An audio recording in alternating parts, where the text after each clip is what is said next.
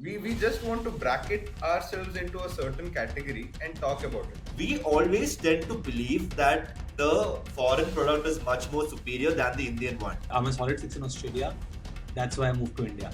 You've seen these videos of when foreigners come to India and they go to a crowded space. Random people will go and tell, hey, can I take a picture with you? Can I take a selfie with you? Even if this foreign person is not a famous celebrity just because he's white. Who do you think would be that one digital platform which will build infrastructure for the world kind? Do you think Dilip Asbe is calling SBI Bank 7 and saying, hey, macha, let's put UPI down today?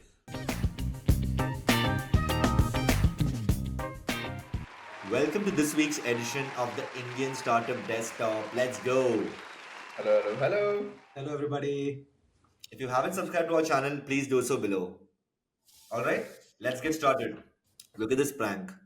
Getting laid off tomorrow. They don't know I know. What should I do to make this as uncomfortable as possible for my employer? Cupcakes, because you're celebrating closing in on the new house yesterday. And you just found out you're expecting twins. Wear a fire t-shirts. God. What? Wear a fire t-shirt. Oh, that financial independence thing, you know. Okay, let's move on. To how Pocket FM slipped. Applied for creative director at Pocket FM, got a reply, which is sweet. An assignment with a deadline, sweeter. Salary details upfront, sweetest. But then the real entertainment begins. They CC'd all 100 candidates instead of GCC. Now the inbox is a live group of strangers turned comedians, strategists, and accidental poets. Honestly, this mail thread deserves its own Pocket FM series. But I would love to actually just be on that email and just see what is the buzzer that's going on. It'll be so much fun. Okay, such a ChatGPT reply. No, this is. But it's too good, like they acknowledged it, and they're also realizing that this in itself can become probably like a small series or an episode, which That was a could be more joke. Come on, interesting. Saksham. No, which could be more interesting than the actual content that Pocket FM releases, bro. Dude, Pocket FM is actually doing damn well. But anyway, I let's know. move on. To vibe startups. Engineers who can't code, marketers who can't market. Vibe startup. Add vibe to everything and it will sell. EBITDA. Earnings before interest, therapy, depression, and anxiety. EBITDA. Pavan does this hit hard now that you're a startup founder. Totally. Stock market problems. Finally, I'm able to pay my house rent after investing in stock market. Oh, the best own a house. Right, all this There was one more similar lines, right? How can you make 1 crore easily on stock market? by Start with. investing 2 crores. Stories on LinkedIn be like, yesterday we had a Zoom meeting and Sanjay was reluctant to turn on his cam. I insisted that he did and we saw that he was presenting from a bed in the ICU where his mother lay dying. He apologized profusely for the inconvenience. I said, don't apologize for being human, Sanjay. And I didn't fire him. I just cut his salary. Show compassion. Oh god, so true, dude. LinkedIn stories are sometimes cringe as fuck. This is a lot of the Indian corporate ecosystem explained in a single tweet. Look at this. I think Pavan likes this very well. Are you a terrorist? Yes or a no? Next to the special cutscene. I'm genuinely curious to find out what is the next course of action if someone says yes there. Please try no next Other time. than I am also curious, but I don't want to do it myself. I really want to know the outcome though. Take your flight in time, see what happens when you tap yes. Okay, let's move on to a wiki feed. Forbes 30 under 30. The Forbes 30 under 30 have collectively raised 5.3 billion in funding and arrested for scams worth 18.5 billion. We should really have a new metric. Damn. this 30 under 30, right? I've gone from being impressed with people who have this tag of Forbes 30 under 30 to receiving messages from people that I can get this tag for like 4 lakhs or 5 lakhs. And then whenever I see someone with this tag of Forbes 30 under 30, I feel, you paid 4 lakhs for this award. Yeah, dude, honestly, there are a bunch of awards that have just come into all of our inboxes where they say, congrats, you won an award. And then you'll be like, oh, really? Which award? They'll like pay 3.5, 4 lakhs to find out which one. Dude, this keeps happening. So I keep getting a lot of these invitations. So you are invited to this fintech summit, that fintech summit as a leader. I'm like, bro, how can I be a leader? I have only started working now. And then you open that link, it's like, oh yeah, pay $3,000 to attend this free event. It's fine. I'm good. Anyway, let's move on. Is people pleasing holding us back? Our people pleasing culture is holding us all back. India has built its global reputation on service excellence, but this strength may be becoming our greatest weakness. We are a people pleasing nation, and that's not something to be unconditionally proud of. The reason most of our success as a nation comes from the service industry, not products, is testimony to this fact. Blah, blah, blah. Yeah, but do you guys think? Look, we've at least from an IT standpoint, like we've probably made a lot of headway primarily by doing services with the likes of TCS, Infosys, Wipro, etc.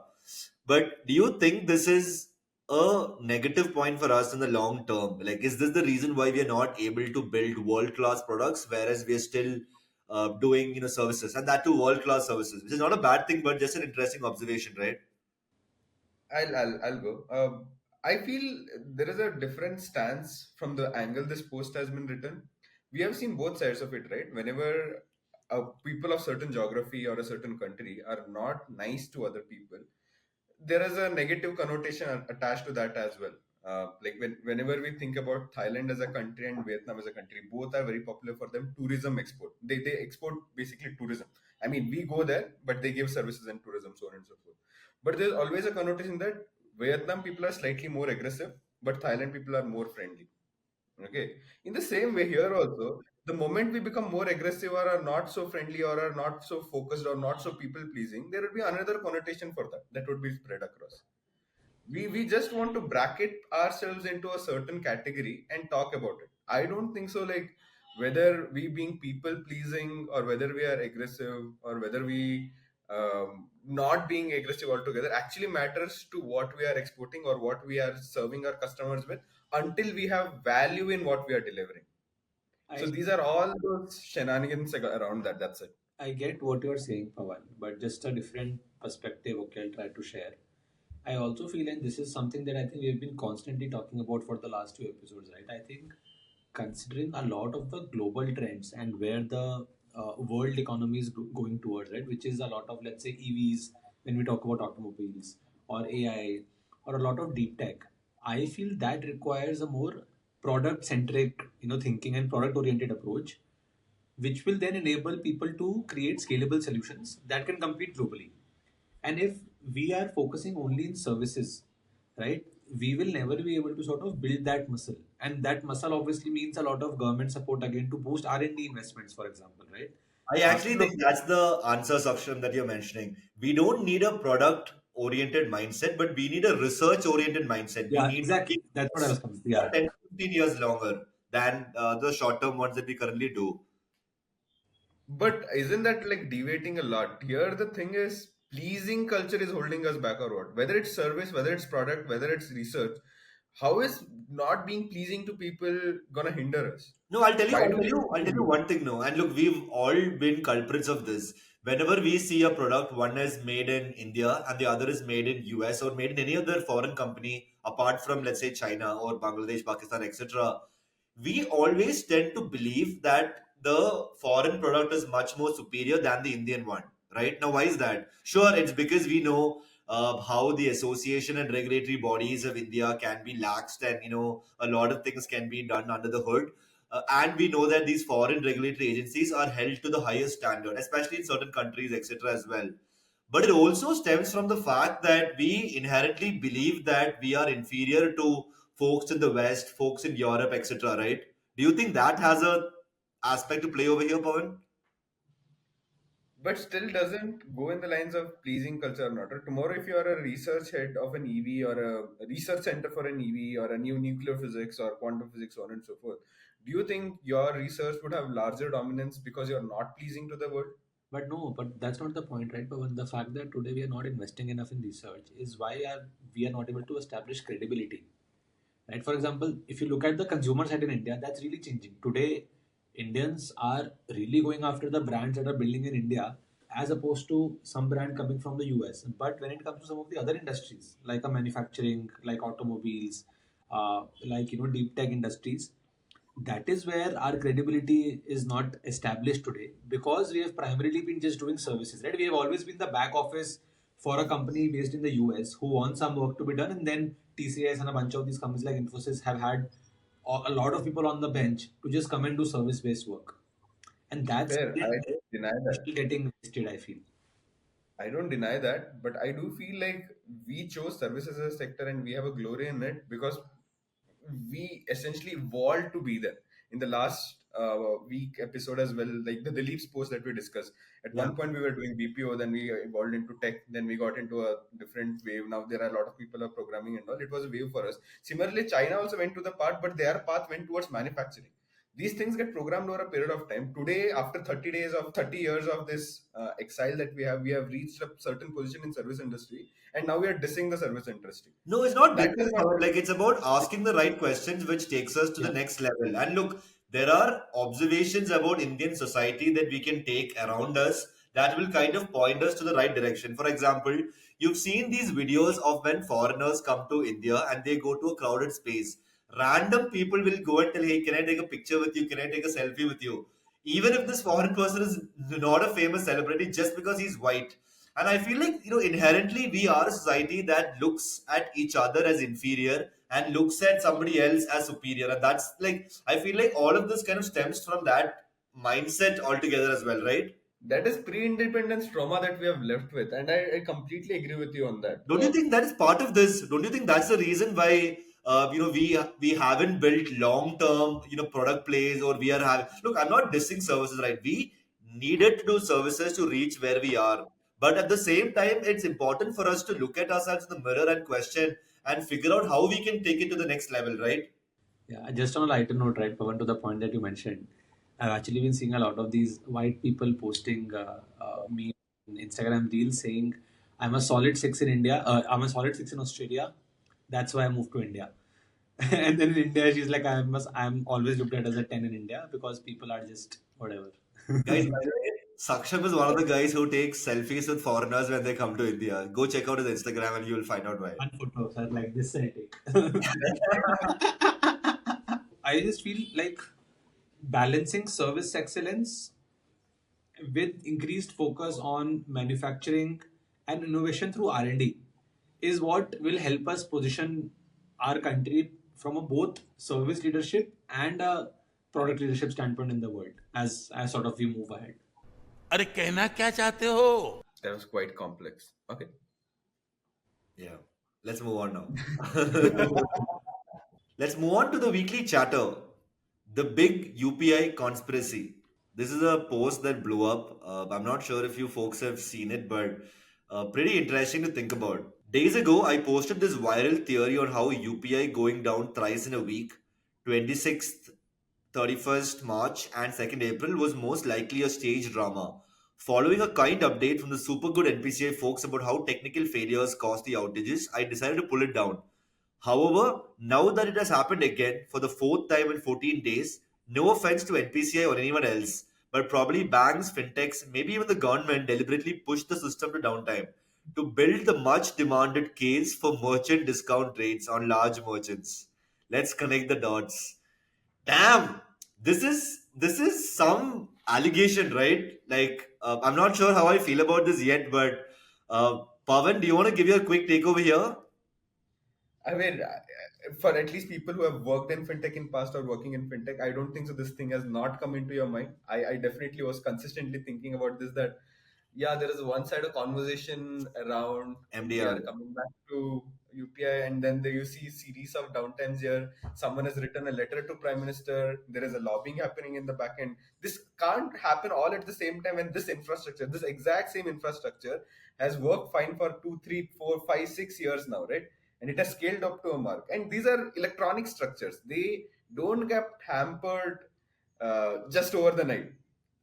I was thinking around this, but then there are also the scenarios of year end. March 31st is a key activity for India in financial services, and that can cause these kind of disruptions. But four times in like 14 days, that's very surprising to me. Don't you also think I what you're saying? I still feel this post is a little far fetched because this ecosystem is free and because it's scaling so rapidly, right? In the last 9 years, the way UPI has scaled is also now as it continues to scale, the cost of maintaining this is going extremely high.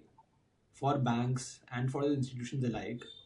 And there is no upside for a bank to be able to provide 100% uptime on UPI today. They are making literally zero money. There is no MDR. The concept doesn't exist. They're not even being sort of remunerated for their infrastructure costs that they're putting to just set up this whole ecosystem and maintain this. Right? So at some But point, see the numbers section, it's mostly stagnant at that 23 XXXX number from Yeah. last 1 year. It fluctuates up and above, but if you see last 1 year data, it's somewhere there only. It has not changed. Yeah, Volume I also growth has not agree. changed. Like 3 years back, UPI was growing at, or 3 or 5 years back, UPI was growing at an exponential rate. But now that it has already become the most popular payment method, it is somehow the look. Obviously, it is still growing, but the pace in which it is growing has definitely kind of slowed down. But that being said, so Pawan, you Also, think look this at it from might this happen perspective, sometime? right? You're saying this will never happen for sure, right? The fact that NPCI or the government purposely did this. I think But it's too NPCI far-fetched. does not control its bank infrastructure that happens. So to just blame NPCI, I don't think so. That's right as well. That's what I'm saying, bro. I think this post also is a little far-fetched because I understand that UPI growth has slowed down, and obviously it will at some point. Right? Everything has to have a plateau at some point and reach that stage. But there is no incentive for individual banks or financial institutions to support this because they are making heavy losses. And look at them, right? They have enjoyed such high MDRs for decades. And from that, first, all the card transactions have gone down significantly. So they are making less money there.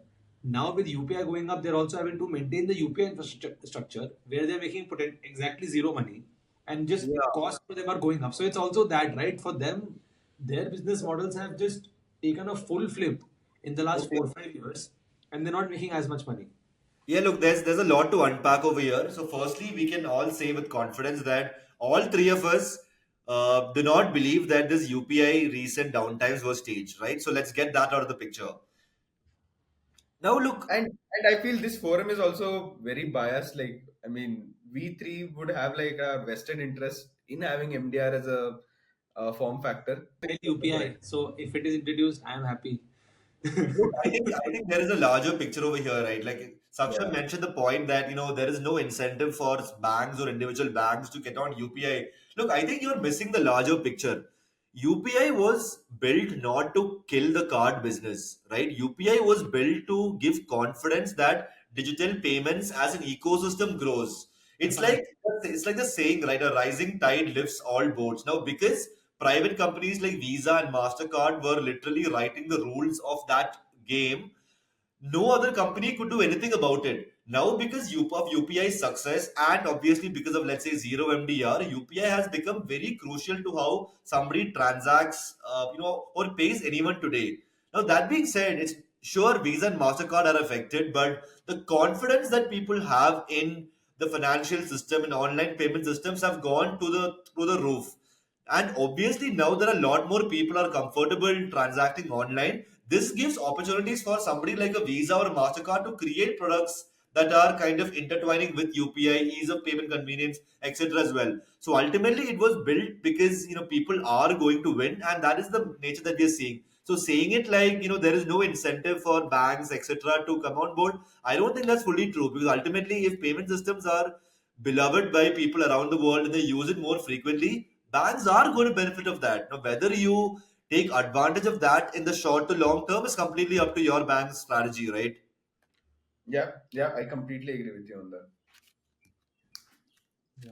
Do let us know, guys, in the comments. What do you think? Is this stage? Is this not stage? Where is UPI heading? And what But you I love the thought How of do you think being it'll be staged, bro? Do you think Dilip Asbe is calling SBI Bank 7 and saying, "Hey, macha, let's put UPI down today"? Like, no, dude. Like they spent decades trying to build a system so great, and it's a little silly that people are kind of Yeah. That's why I making and said I I don't feel think this this is is very far. hard to scale out if volumes are enormously growing also. It's not that someone is physically arranging servers and maintaining them, right? It's more. Oh, this is actually a good follow-up conversation that we can have to EU versus the world. Now we've just spoken about this. Now with US tariffs and Chinese tariffs and everything becoming a major cluster fuck in the world economy. Now the European Union is planning to get rid of Visa, Mastercard, PayPal, Alipay, and the US tech grip. Now the last 20, 30 years, we've lived in this golden age of, globalization, where we realize that, hey, borders are just borders. We need to have a borderless world economy where everybody can take the best parts about each other, and essentially the whole ecosystem benefits. Now, COVID was probably the first indicator which realized that, hey, putting all of your eggs on one basket, one supply chain, one country might not be, a great idea. That was one of the first moments where the world realized that. Now, after COVID, things kind of went back to how it was. However, there was a China plus one strategy that a lot of companies faced. Now, with this tariff clusterfuck that's happening, this conversation has again kind of kickstarted. The European countries don't want to rely on either American or Chinese payment fintech companies in governing their rules like Visa, MasterCard, PayPal, Alipay, because these companies are so large, the concentration of power is in such a few hands. Now, one small tiff between these countries or between the prime minister slash president of these countries will just escalate things even further. See, this is an interesting trend, and I'm pretty sure this is gonna span out to different other parts of the world as well. Like Singapore has already made moves in this direction, and they have something called as Pay now, which is UPI equivalent of theirs. Yeah, And let's actually talk EU about being that. EU, I don't know why they are so behind in this race. I expected them to ride on this wave in 1990s probably. Like Switzerland was one of the first countries in the world to have like card as a form factor for payment, like way ahead in the world. Hmm. How couldn't they like build orchestrators and compete with Visa and Mastercard from like couple of decades? That also shows dominance of this Visa and Mastercard as a company to enter to different geographies and ensure that they don't build their homegrown solutions and build a distribution which people get hooked to for next couple of decades. I don't think so. Like EU is not well read enough to have this tech and build a distribution for themselves. But just that as things compound and people realize that how much amount of money they are paying in commissions, they think about the solution, then build modes, then replace the distribution, tackle all this problem one by one. Yeah, look, I think it's definitely an interesting pattern to observe, right? Because look what India did. No, Saksham, you mentioned a great point in the previous segment where you mentioned that Visa and Mastercard were, literally not, helping a bunch of small businesses and individuals thrive, and that's one of the reasons why UPI did so well because of zero MDR, blah blah blah, etc. Stuff like that. But if you really look at it, private companies like Visa and MasterCard actually have like their only incentive is to maximize profit. Now, whether the small businessman, whether the consumer, or whether anybody else is also risen in this entire game is not something that they actively care about, nor should they actively care about as well. Now, what did India do about that? India ensured that they built their own card network called RuPay. They ensured that RuPay was getting a lot more advantages to Visa and MasterCard. One quick example was the credit card linkage to UPI, where only RuPay cards could be linked to UPI, where RuPay credit cards could be linked to UPI apps. Now, Europe is probably looking at this and saying, hey, if India can essentially build a homegrown card network that takes away the monopoly of, or is trying to take away the monopoly of a Visa or a MasterCard, and they have built UPI and they are in a good position to essentially be a very prominent player in the global financial systems, it totally makes sense for them to do it, right? Yeah, yeah, totally agree. Okay, I was But expecting a lot more. guys, Saksham and Pete, if you had to take a bet, if tomorrow Visa and MasterCard get devalued or somewhere get lost in the race, who do you think would be that one digital platform which will build infrastructure for the world kinds? Like now, Visa is accepted in India, it's accepted in Europe, it's accepted in US, it's accepted everywhere, right? Yeah. But it's a card form factor. It comes with a card. If you have to replace that image of making payments seamless across the globe with digital identity, like maybe it be like a infrastructure like UPI or No, a tap and pay, I'm which are going to the say company? I'm going to stick with NPCI. Honestly, I am really betting big on them. Okay, That's your option is that's actually a NPCI. great answer, Saksham. I'll tell you my answer, right? So we should probably cover this in the next segment. But look, I actually think all of these companies can coexist and thrive. The market is still very large because we are in fintech, because we worked in payments. We obviously look at only the online market of doing things. Let's take a step back. Out of all the commerce, all the transactions that happen in the world, a very small percentage of it is digital today, right? Stripe, after being the largest payment company in the world in terms of valuation, they still process only, let's say, 2 trillion every year through their rails, which itself means there is so much room that these networks, these payment processors, and everybody in this value chain can essentially grow. Now, to answer your question, I think a lot of private players will lose their market share. A lot of private players, their revenues will be cut out, and a lot of global standards, like what NPCI did in India, will essentially happen. Now, I'm not sure if you followed this, but there is something called Nexus Global Payments, which is essentially going to be payment networks and financial networks of multiple countries. They're all going to create an NPCI equivalent for the world, which itself reduces the cost of how countries, companies transact with each other, reduces the cost of how new entrants can come into the market, etc. So I think these self-regulatory bodies, which are non-profit, I mean, maybe NPCA is an exception over there, but I feel like we will start to build a lot of global standardization specs, which will essentially involve that everybody who's part of the older value chain will thrive, and new entrants to the value chain will also be able to thrive as well. Yeah, just one point, Pete, that you mentioned NPC as a non-profit. You know how much profit they have? What's their That's PAT? why PCI is masquerading as a non-profit where they probably make 900, more money than all the fintechs. 900 It odd. is non-profit. They call it as revenue positive, guys. Respect. Yeah. Okay. That's it from this week's edition of the Indian Startup Desktop. If you haven't already, please subscribe to our channel below. See you next week. Bye bye. You guys, bye bye. Pawan didn't say anything over.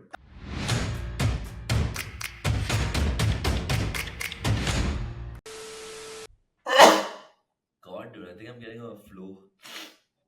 Um, Hay fever. what? Hay fever is a common term across the world, not in India. Hey, In fever. this You season, come in. pollen spread and that's caused fever. Okay. But what do you think?